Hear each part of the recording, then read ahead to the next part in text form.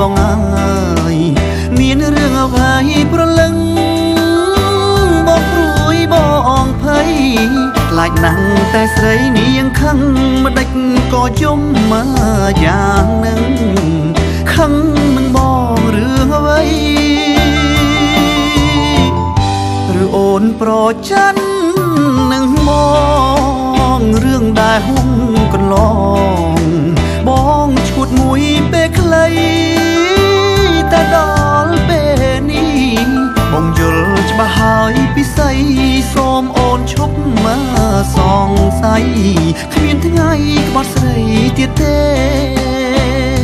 មកលួចពួនយំសំងំយំតែម្នាក់ឯ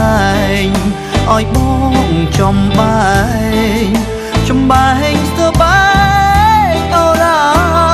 ហ៊ានវាំងបេះដូងបើសិនជាអូនត្រូវការបញ្ជាក់ប្រាប់ថាសង្ខារបងផ្ញើលើស្រីញញឹមភ្លាមមកណាអូ